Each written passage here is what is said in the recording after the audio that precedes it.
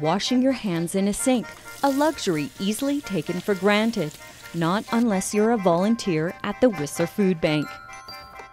Before we had to lug it over in a container, we always had to get all the strong volunteers to help out with that one.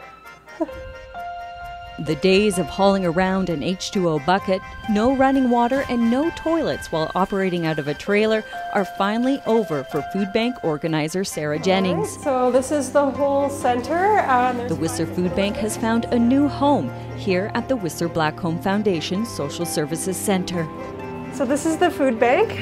This is where people sign in. If they're a returning client, they see me at this desk here. Before, the food bank was in a separate building from Whistler Community Services, and it's really nice now to have the connections. There's a lot more work that can be done to sort of bring the services of the whole program together when we're all in one building. There's also the Howe Sound Women's Centre and Zero Ceiling and Sea to Sky Community Services as well. All services helping those in need, a need that will increase as Whistler enters the shoulder season. It's our busiest time of year.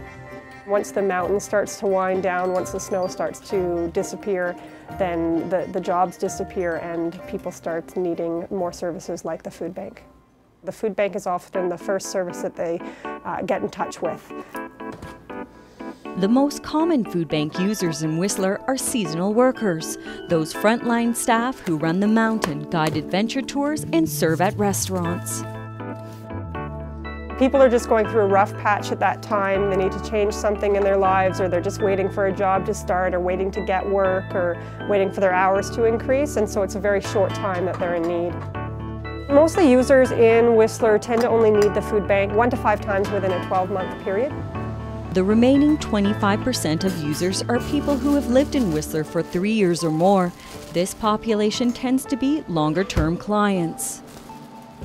Those that do depend on it more ongoing tend to be families, therefore with more mouths to feed, or they tend to be dealing with issues such as mental health or physical health or addiction issues.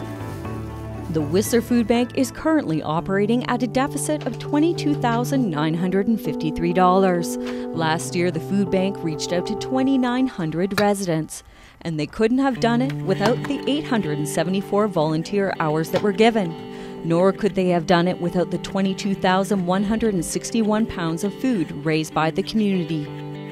We've had to stretch ourselves financially, which has been tough, but we still are trying to meet our clients' needs and keep the shelves really full. And coming into the shoulder season, we've been having a big push to have fundraisers. Volunteers are needed as well.